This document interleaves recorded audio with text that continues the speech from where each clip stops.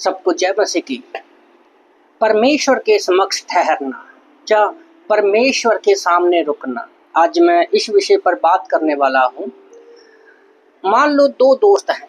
एक दोस्त कहता है कि तुम जो चाहोगे मैं तुम्हारे लिए करूँगा, और बस तुम्हें थोड़ा सा ठहरना होगा, रुकना होगा, इंतज़ार करना होगा। और जिस दोस्त को ये बोला गया है वो भी सोचता है, हाँ, जिससे ठहरने के लिए कहा गया है वो भी सोचता है मुझे वही मिलेगा जो मैं चाहता हूँ, मुझे वही मिलेगा जो मैं चाहता हूँ, पर इसके लिए मुझे ज़्यादा रुकना पड़ेगा या ज़्यादा ठहरना पड़ेगा।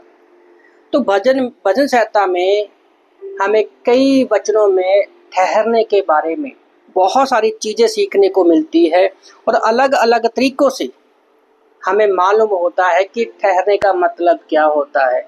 और जब यही ठहरना परमेश्वर के समक्ष होता है तो वो अद्भुत होता है। ओके, तो जैसे पहला पॉइंट है कि लगातार ठहरे रहना, लगातार ठहरे रहना। जब हम पढ़ते हैं भजन संहिता 25:5 में, भजन संहिता 25:5 में हम पढ़ते हैं तो वहाँ पर परमेश्वर का वचन कहता है कि मुझे अपने सत्य पर चला और शिक्षा दे, क्योंकि तू मेरा उद्धार करने वाला परमेश्वर है। मैं दिन भर तेरी ही बाट जोता रहता हूँ। तो दिन भर लगातार हमें परमेश्वर के सामने ठहरे रहना है। हमें हर पल हर घड़ी परमेश्वर की शिक्षा की ज़रूरत है, और परमेश्वर की सच्ची शिक्षा की हमें ज़रूरत है, और ताकि हम उस जो शिक्षा सच्ची है हम उसके ऊपर सच्चाई पर चलते रहें, क्योंकि हमारा परमेश्वर उद्धार करने वाला परमेश्वर है। और चलते रहना सही है, पर कभी कभी परमेश्वर के समक्ष हमें रुकना भी बहुत ज़रूरी है। सोचना, अगर आप अपने जीवन में हर एक चीज़ चलते हुए करो तो क्या वो सही होगी? क्या आप चलते हुए खा सकते हो? नहीं। क्या आप चलते हुए अच्छे से सो सकते हो? नहीं। क्या आप चलते हुए अच्छे से सारे कामों को कर सकते हो? नहीं। कहीं ना कहीं हमें रुकने की ज़रूरत पड़ती है, और रुकने का मतलब पीछे हटना कभी नहीं होता। रुकने का मतलब होता है, ठहरने का मतलब होता है कि हम मंजिल को पाने के लिए और भी ज़्यादा मजबूती के साथ अपनी तैयारी करते हैं। ओके,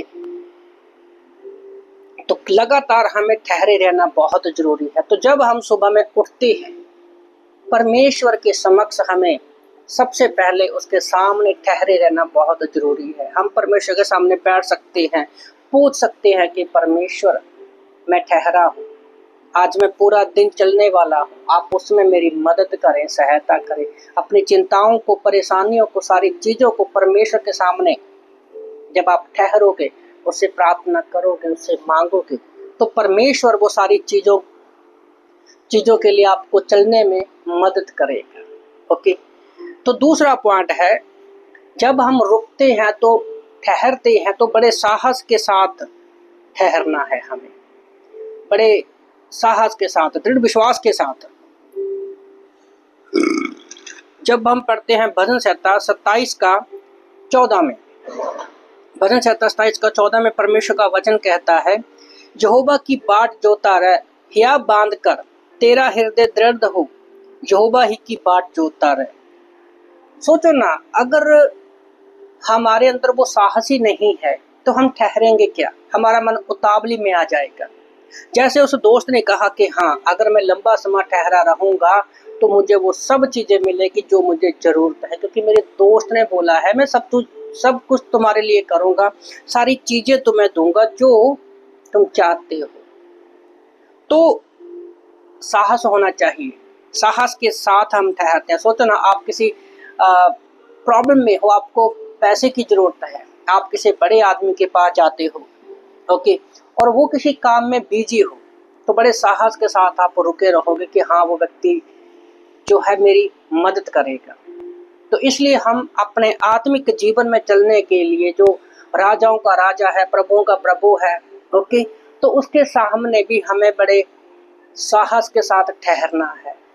प्रभु का वचन कहता है इब्रानी की किताब अध्याय 4 वचन 16 के अनुसार कि हम परमेश्वर के अनुग्रह के सिंहासन के पास ठहर सकते हैं, आ सकते हैं, बड़ी हिम्मत के साथ, दृढ़ता के साथ, बिना किसी डर के हम उसके पास आ सकते हैं, क्योंकि परमेश्वर चाहता है कि हम उसके पास आए, हम उसका इंतजार करें, उसकी बात जो है।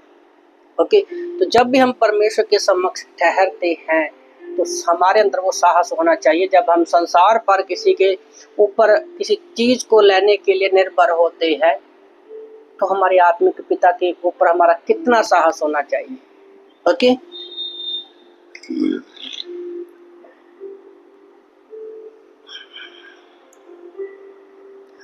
और जब तक हमारे अंदर साहस है तो हमें आशा होती है कि हाँ, मुझे धीरज के साथ वो चीजें मिलेंगी सारी। और जब हम धीरज धर के जैसे लगातार ठहरे रहते हैं ना, जैसे पहला पॉइंट था, तो उसमें क्या है, हम धीरज रख के ठहरते हैं।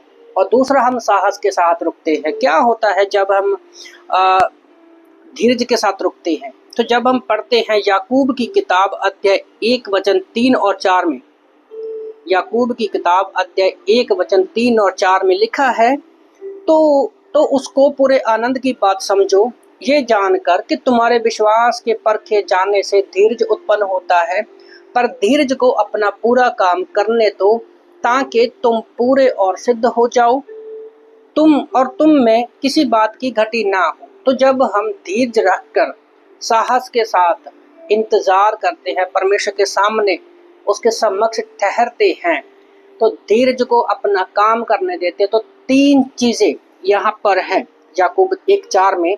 पहला है कि धीरज को अपना काम करने दो। तो पहली चीज क्या है कि वो हमें पूरा करता है। कुछ चीजों में हमारे अंदर कमी होती है जो अधूरी है। धीरज, जब हम धीरज के साथ, साहस के साथ रुकते हैं तो धीरज सारी जो अधूरे हैं उन सारे अधूरों को वो पूरा करता है। दूसरा लिखा है कि तुम सिद्ध हो जाओ। हम धरती पर जो भी इंसान है, यीशु मसीह को छोड़ इस धरती पर कोई भी ऐसा इंसान नहीं है जो सिद्ध है, कोई भी नहीं है। तो जब हम यीशु मसीह पर विश्वास करते हैं, क्योंकि पहले हम पाप में थे, पाप में अपना जीवन जीते थे। ओके, और अफिसियों की किताब अध्याय 2 वचन 1 से लेकर 4 के अनुसार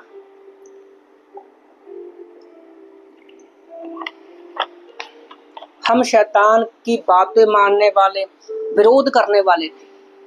पर जब हम यीशु मसीह पर विश्वास करते हैं तो हम रोज की रोज क्या होते हैं, दिन थोड़ा थोड़ा करके सिद्ध होते जाते हैं, यीशु मसीह के जैसे बनते जाते हैं, बाइबल में, प्रार्थना में, वचन में। ओके, तो दूसरा क्या है कि जब हम धीरज के साथ साहस रखते हैं तो परमेश्वर जो अधूरी चीजें हैं उसको पूरा करता है, और धीरज जो हम असिद्ध होते हैं हमें सिद्ध करता जाता है।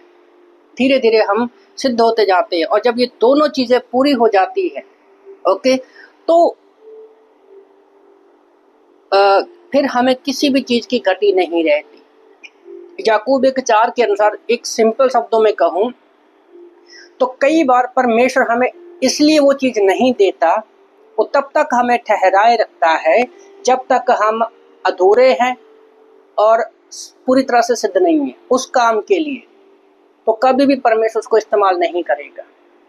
जैसे यूसुफ की लाइफ में हम देखते हैं, उसको परमेश्वर ने सपना दिखाया कि तेरे आगे तेरे भाई झुकेंगे, पर उस समय वो क्या था, वो कमजोर था, वो सिद्ध नहीं था, वो कंप्लीट नहीं था, वो परफेक्ट नहीं था, कंप्लीट नहीं था। इसलिए परमेश्वर ने उसको बहुत सारी चीजों से होकर जाने को दिया, और जब एक समय आया वो परफेक्ट हो गया और कंप्लीट हो गया। परमेश्वर ने उसको जेल से सीधा निकाला और चुटकी बजाते ही उसको प्रधानमंत्री बना दिया। तो हमारे जीवन में भी कुछ ऐसी चीजें हैं। ओके, तो इसलिए परमेश्वर के समक्ष जो है हमें साहस के साथ और धीरज के साथ ठहरना है। तीसरा पॉइंट है अविरोध के ठहरे। मतलब जब आप रुके हुए हो परमेश्वर के समक्ष तो विरोध मत करो। परमेश्वर के विरोधी कभी नहीं होना। जैसे हम पढ़ते हैं भजन 27 का 37 का 34 में, भजन संहिता 37 का 34 में परमेश्वर का वचन कहता है,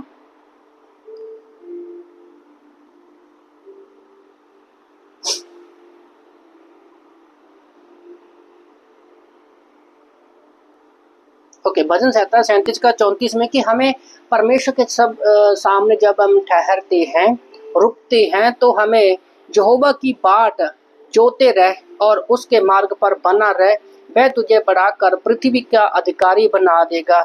जब तुझे काट डाले जाएंगे जब दुष्ट काट डाले जाएंगे तब तू देखेगा। यहोवा के इंतजार करना और उसके मार्ग में बने रहना। तो यहाँ पर हमें क्या सीखने को मिलता है? अगर जैसे स्टार्टिंग में मैंने बोला कि एक दोस्त ने बोला कि तुझे ठहरना पड़ेगा तभी मैं तेरी सारी जरूरत को पूरा करूंगा।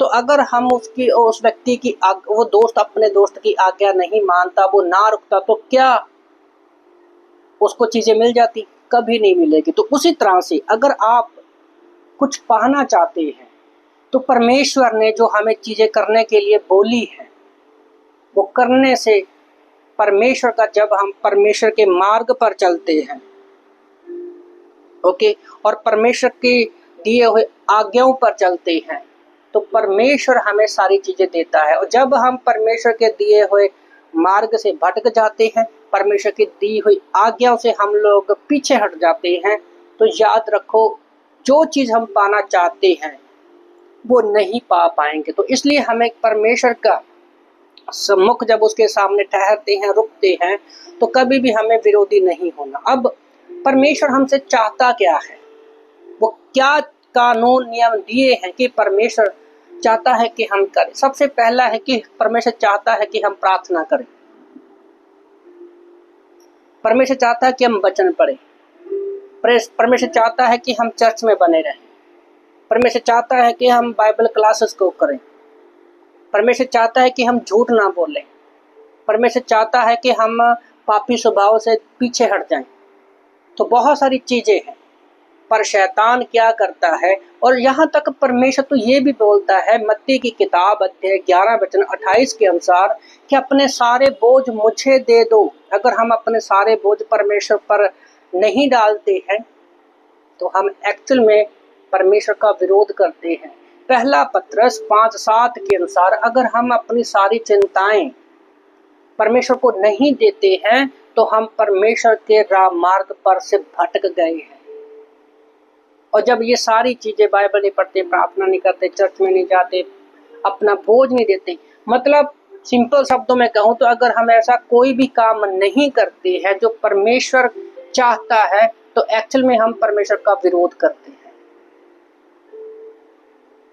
तो अगर आप परमेश्वर के सामने रुके हो तो कभी भी उसके जो कानून, उसने जो हमें आज्ञाएं दी उनका विरोध मत करो। और सबसे बड़ा शैतान का यही हथियार होता है, विरोध करें, कि हम परमेश्वर का विरोध करें। शैतान आप पर डायरेक्टली आपको कभी नहीं कहेगा कि आप परमेश्वर का विरोध करो, क्योंकि अगर वो डायरेक्टली आप पर हमला करेगा तो पता चल जाएगा कि ये बंदा सही नहीं है। पर वो सांप की तरह आता है अदन की वाटिका में, जैसे आदम और हवा के पास आया चुपके से, बड़े शांत से। उसने कोई लंबा चौड़ा लेक्चर नहीं दिया, उसने बड़े प्यार से उनके मन में परमेश्वर का विरोध करने वाले शब्दों को डाल दिया। तो शैतान आज भी हमारे मन में ऐसे विचारों को लेकर आता है जो परमेश्वर के विरोध में होते हैं।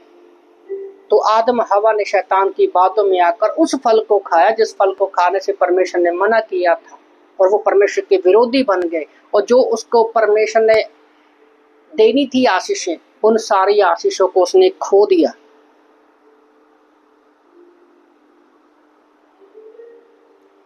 और अगर वो परमेश्वर के साथ चलते रहते तो आज उनका जीवन कुछ और ही होना था। तो इसीलिए शैतान भी हमारा विरोधी है, वो विरोध करने वाला है, वो परमेश्वर का विरोध करने वाला है। यशायाह की किताब अध्याय 14 में और हिजकिय्याह 27 में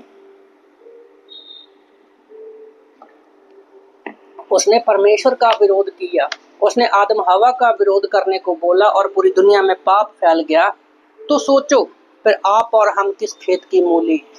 ओके, तो इसलिए हम जब परमेश्वर के समक्ष ठहरते हैं तो हमें कोई भी ऐसा विरोध करने वाला विचार हमारे मन में नहीं आना चाहिए। ओके, कोई भी ऐसा विरोध करने वाला विचार हमारे मन में नहीं आना चाहिए। चौथा पॉइंट, जब हम परमेश्वर के समक्ष ठहरते हैं तो भरोसे के साथ ठहरे, विश्वास के साथ ठहरे। जब हम वचन को पढ़ते हैं, भजन संहिता 52 का 9, भजन संहिता 52 का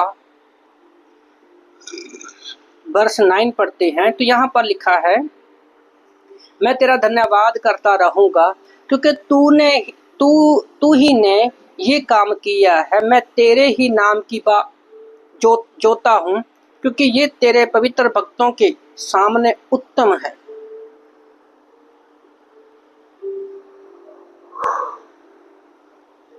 जब आप परमेश्वर के सामने खड़े, यहाँ पर जब हम परमेश्वर के सामने खड़े होते हैं तो अगर हमें विश्वास ही नहीं है तो कैसे हम किसी के सामने खड़े हो सकते हैं। अगर वो दोस्त कहता, अगर दूसरे दोस्त को विश्वास ही ना आता जो कुछ उसके पास लेने के लिए आया था, ओके, और वो अगर विश्वास ही ना होता कि मुझे सब कुछ मिलेगा जो मुझे चाहिए, ठीक है, तो वो कभी नहीं रुकता। उसको विश्वास था और यही तो तभी वो सोच पाया ना। हाँ, वो सोचता है कि अगर मैं चाहता हूं जो मुझे मिले तो मुझे अधिक समय तक रुकना बहुत जरूरी है। तो यहाँ पर विश्वास बहुत ज़्यादा इम्पोर्टेंट है। और परमेश्वर के मामले में आप हमेशा याद रखो, भूतकाल की जितनी भी आशीषें हैं वर्तमान में हमारे विश्वास को वो बढ़ाती है। भूतकाल की जितनी भी आशीषें हैं वर्तमान के समय में वो हमारे विश्वास को बढ़ाती है। मैंने एक बार पिछले कुछ दिन पहले संडे सर्विस में मैसेज दिया था कि परमेश्वर नहीं चाहता कि हम पीछे देखें। ओके, हम जीवन रूपी गाड़ी में बैठे हैं और परमेश्वर चाहता है कि जो हमारे सामने बड़ा आईना लगा हुआ है, बड़ा शीशा लगा हुआ है, हम सामने देखें। और पीछे देखने के लिए एक छोटा सा साइड में मिरर होता है, शीशा होता है, आईना होता है। तो इसलिए जब हम अपने आत्मिक जीवन में, विश्वासी जीवन में पीछे मुड़कर देखना है तो हमें एक ही चीज देखनी है कि परमेश्वर ने हमारे जीवन में क्या किया। हम जब परमेश्वर के समक्ष ठहरते हैं, उसके सामने रुककर उसका इंतजार करते हैं, तो पीछे किए हुए प्रभु के काम जो हमारे पास्ट में है, भूतकाल में है, वो हमारे आज के विश्वास को मजबूत करेंगे कि हाँ, परमेश्वर ने पिछले दिनों में भी हमारे जीवन में कार्य किया है तो इस बार भी क्यों नहीं करेगा। क्योंकि भूतकाल की आशीषें हमें वर्तमान में विश्वास को बढ़ाती है। ओके, तो 5वां पॉइंट है, अगर हम पुराने नियम में देखें तो भजनकार भजन लिखता है, मूसा ने कई बार उन चीज़ों को दोहराया, हिजकिय्याह ने उन चीज़ों को दोहराया, यशायाह ने उन चीज़ों को दोहराया कि प्रभु तूने पुराने समय में हमारे लिए क्या किया।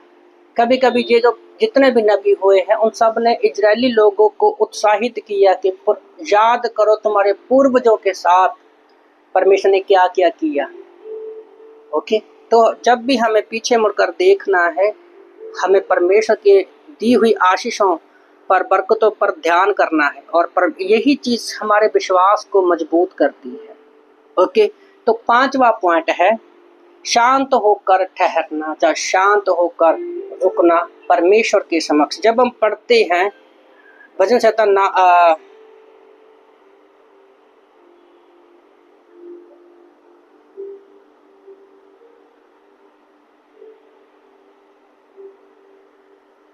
तो यहाँ पर परमेश्वर का वचन कहता है, हे मेरे बल मुझे तेरे आस है, परमेश्वर मेरा गढ़ है। ओके, भजन संहिता 59 का 9 वचन, भजन संहिता 59 का 9 वचन में लिखा है, हे मेरे बल मुझे तेरी ही आस होगी क्योंकि परमेश्वर मेरा ऊंचा गढ़ है। हमें किसी भी, जब हम परमेश्वर के सामने रुकते हैं तो हमें किसी भी चीज में बेचैन नहीं होना है,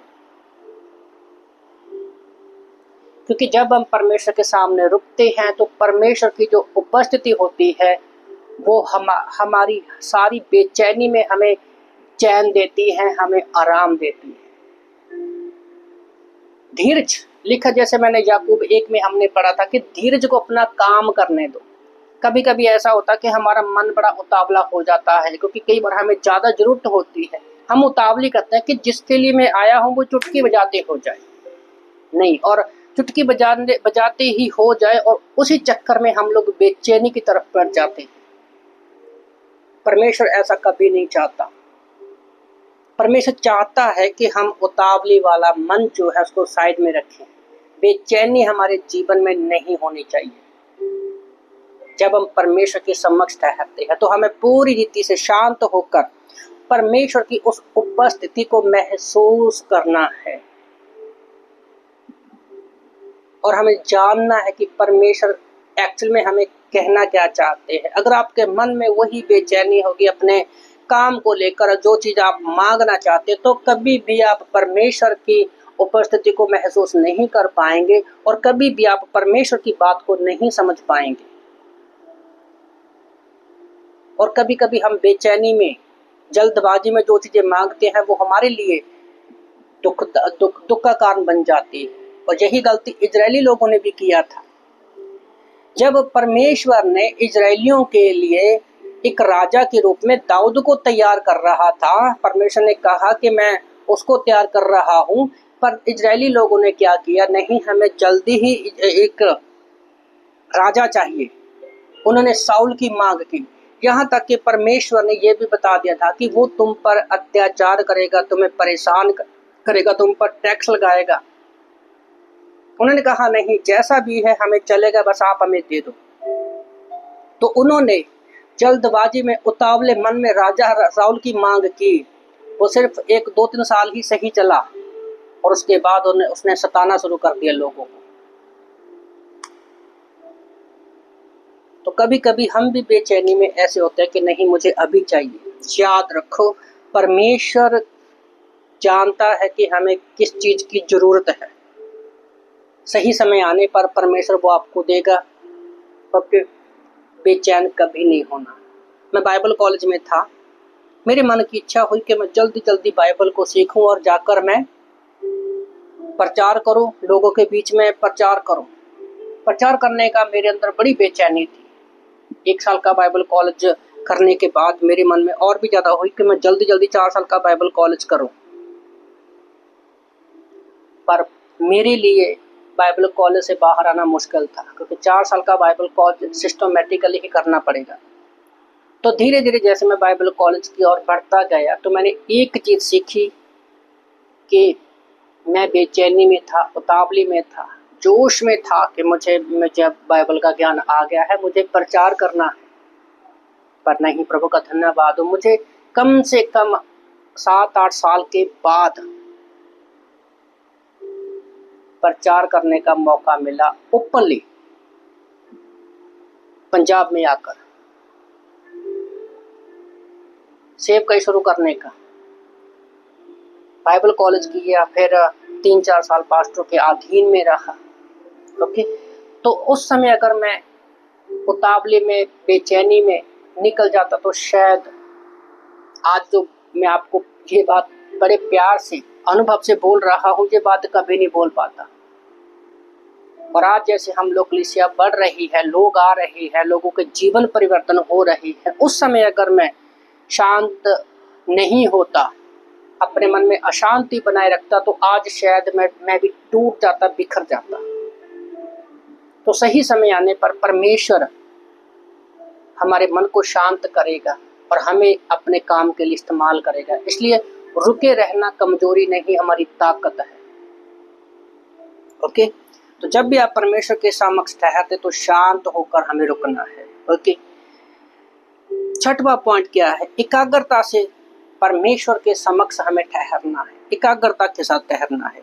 तो जब हम पढ़ते हैं भजन संहिता 62 का 5, हे मेरे मन, परमेश्वर के सामने चुपचाप रह, क्योंकि मेरी आशा उसी से है। हे मेरे मन, परमेश्वर के सामने चुपचाप रह, क्योंकि मेरी आशा उसी से है। ये बहुत ही इम्पोर्टेंट बात है। संपूर्ण मन से परमेश्वर के सामने एकाग्रता से आना, एक मन एक चित्त होकर हमें परमेश्वर के सामने ठहरना, मतलब संपूर्ण मन से हमें प्रभु के पास आकर रुकना है, ठहरना है। ओके, तो अगर आप पहले की 5 बातें कर लोगे तो छठवें पॉइंट जो है, जो एकाग्र होने वाला मन है, संपूर्ण रीति से आप ऑटोमेटिकली क्या है, परमेश्वर के सामने एकाग्र होकर उसके समक्ष खड़े हो पाओगे और रुक पाओगे, ठहर सकते हो। ओके, तो कभी कभी हमारे मन में, जैसे वो दोस्त चाहता तो वो सोच सकता था कि नहीं, मैं पहले उधर से भी ले लूंगा, इधर से भी ले लूंगा, उसको भी फोन करूंगा। वो संपूर्ण मन से हम उसके पास उसका मन कभी नहीं होगा। याद रखो, हमारे जीवन में किसी भी चीज की शुरुआत हमारे मन से होती है, हमारे विचारों से होती है।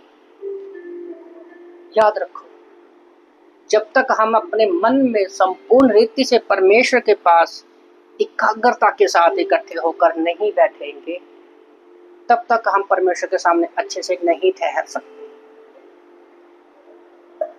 ओके, तो एकाग्रता का मन बहुत जरूरी है। ओके, और 7वां पॉइंट जो है कि बातचीत करते ठहरे रहे, बातचीत करने के लिए ठहरे रहे। ओके, तो जैसे हम पढ़ते हैं भजन संहिता 123 का 2, भजन संहिता 123 का 2 में लिखा है,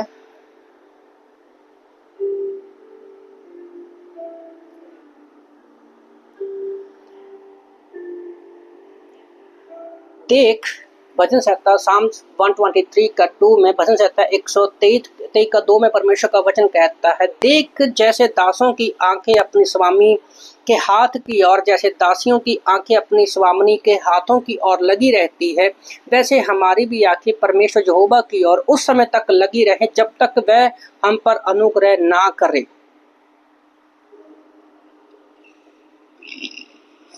बहुत जरूरी है। एक पुराने जमाने में क्या होता था, दास दासियां जो थी वो हमेशा अपनी आंखें अपने राजा या रानी की ओर कड़ाए रखती थी ताकि उनके इशारों को समझ सके।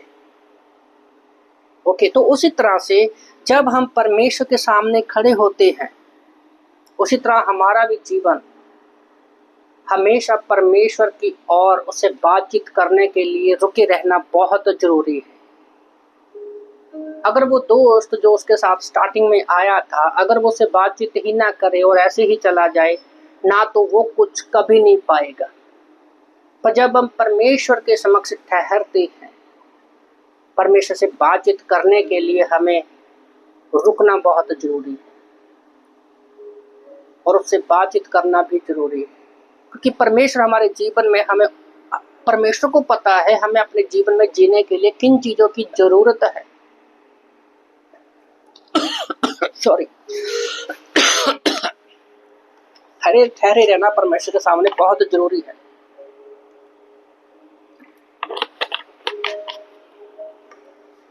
और जब हम अगर इन 7 पॉइंट को इकट्ठा करते हैं,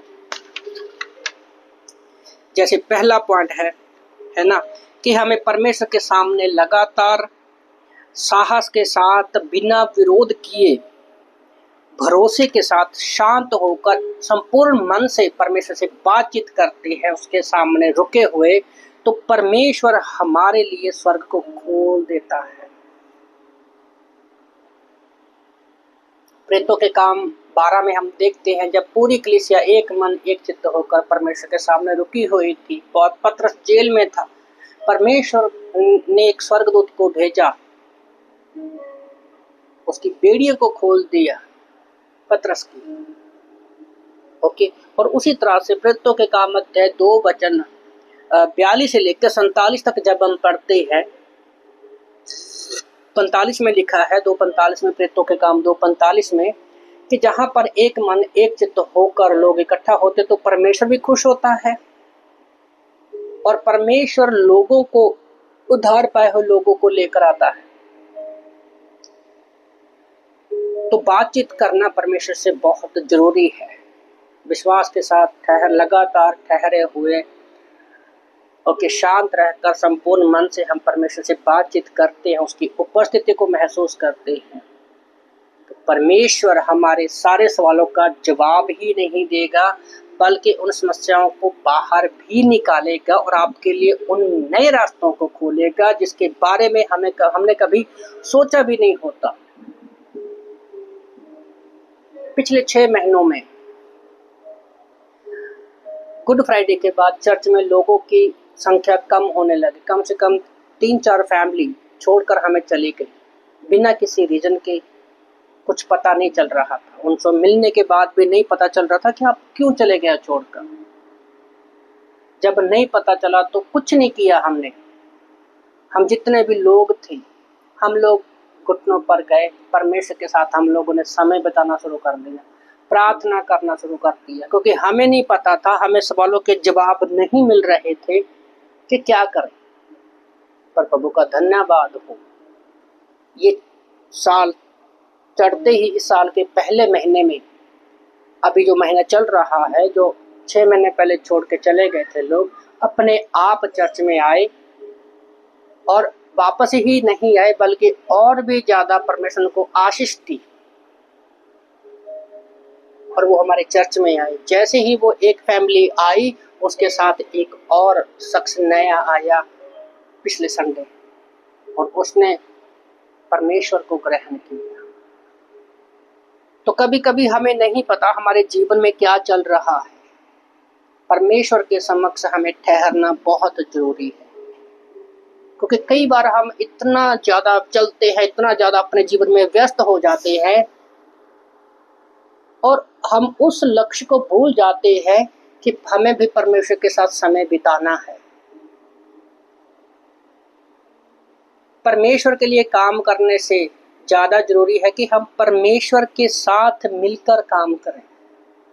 कभी कभी हम अपने ही तरीकों से, अपने ही ढंग से परमेश्वर के कार्य करते हैं जो कभी सक्सेस नहीं होंगे। आप थक जाओगे, टूट जाओगे।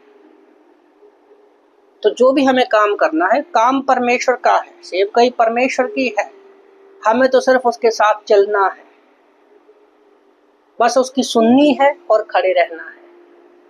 बाकी काम परमेश्वर को मौका दो आप, बस आप उसके समक्ष ठहरे रहो। कितने युद्ध, कितने बातें हम बाइबल में देखते हैं। यहोशू की किताब में, न्यायों की किताब में जितने भी युद्ध लड़े, किसने लड़े? परमेश्वर ने लड़े, अलग अलग तरीकों से। यहोशू के जीवन में जितने भी युद्ध हुए, सब में परमेश्वर ने यहोशू को जीत दी। 2 युद्ध, कम से कम 2 युद्ध उन्होंने अपनी मर्जी से जीते, अपनी मर्जी से लड़े और दोनों युद्ध वो हार गए। ओके, तो इसीलिए जरूरी है परमेश्वर के समक्ष ठहरना, परमेश्वर से पूछना। तो आज अगर आप परमेश्वर के समक्ष, और परमेश्वर के समक्ष ठहरने का मतलब पता क्या है? परमेश्वर के साथ व्यक्तिगत समय बिताना। अगर आपको किसी समस्या का हल नहीं मिल रहा है तो आप परमेश्वर के समक्ष ठहर जाओ। आपका कोई विरोधी है, आप उसको हल नहीं हो रहा, परमेश्वर के जाकर समक्ष ठहर जाओ। आपके पति पत्नी के रिश्ते में कोई समस्या परेशानी है, परमेश्वर के पास, उसके समक्ष जाकर ठहर जाओ। बच्चों को कैसे संभालना है मुझे नहीं पता है, परमेश्वर के सामने जाकर रुक जाओ, ठहर जाओ। जॉब नहीं मिल रही है, परमेश्वर के समक्ष ठहरो। शादी नहीं हो रही है, परमेश्वर के समक्ष ठहरो। तुम्हें तुम्हारे अपने ही परेशान कर रहे हैं, परमेश्वर के समक्ष जाकर ठहरो। और एक दिन आएगा, एक समय आएगा, जैसे वचन भी कहता है, रात को भले रोना पड़े पर दिन को आप आनंदित होंगे। हर दिन, हर रोज हमें परमेश्वर के समक्ष ठहरना है। विलाप की अध्याय 3:22 के अनुसार परमेश्वर की करुणा दया हर रोज नई होती है। परमेश्वर हर रोज हमसे बात करना चाहता है, पर क्या मैं परमेश्वर के समक्ष ठहरा? मैंने परमेश्वर के पास जाकर कहा कि हाँ परमेश्वर, मैं जहां हूं तू मुझे बता। सोचो अगर साउल ऐसे ही चलता रहता,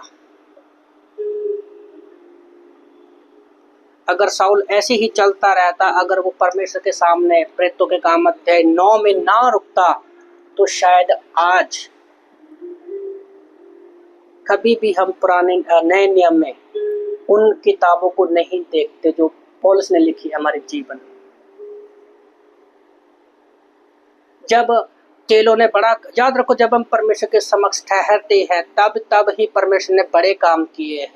यीशु मसीह के स्वर्गारोहण होने के बाद 120 लोग कम से कम वो ठहरे रहे। परमेश्वर का पवित्र आत्मा आया, पतरस ने प्रचार किया,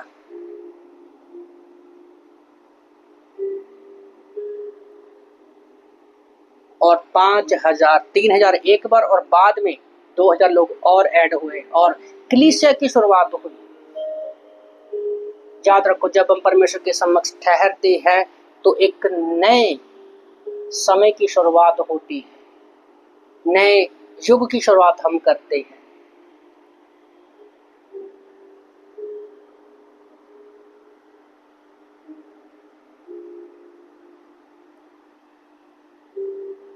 तो इसलिए हमें परमेश्वर के समक्ष ठहरना है। आइए हम प्रार्थना करते हैं। प्रभु धन्यवाद करते हैं समय के लिए, धन्यवाद करते हैं प्रभु। परमेश्वर, हम दिन भर इतना भागते हैं, इतना चलते हैं, दौड़ते हैं प्रभु, हम ये भी भूल जाते हैं कि आपने हमें चुना है हमसे बातें करने के लिए। हम अपने कामों में, दिन भर के कामों में इतना व्यस्त रहते हैं, जीवन की छोटी छोटी बारीकियों में इतना व्यस्त रहते हैं प्रभु कि हम आपके सम्मुख नहीं ठहर पाते। पर आप हमारी अगुवाई करें परमेश्वर। आज हम आपके समक्ष ठहरते हैं प्रभु, तेरी उपस्थिति में आते हैं, हम साहस के साथ आते हैं, संपूर्ण मन से आते हैं, शांत होकर तेरे समक्ष ठहरते हैं परमेश्वर। हम आपसे बातचीत करने के लिए समक्ष ठहरे हैं परमेश्वर। आप हमसे बातें करें पिता परमेश्वर, अगुवाई करें पिता परमेश्वर। हमें सिखा पवित्र आत्मा कि हम हर रोज परमेश्वर तेरे सामने समक्ष रुक सके, ठहर सके, सुबह सुबह प्रभु जी, और हम आपसे पूछ सके परमेश्वर कि आज आपके लिए, आपकी हमारे लिए क्या योजना है पिता। मैं प्रार्थना करता हूँ पिता परमेश्वर, जितने भी लोग यहाँ पर हैं उन सबको आप छूना, आशीष करना, तेरे वचन में, प्रार्थना में पड़े पिता परमेश्वर। धन्यवाद करते हैं प्रभु, सभा को भी आप आशीष करना। प्रार्थना प्रभु यीशु के नाम से मांगते हैं, आमीन आमीन। सबको जय मसीह।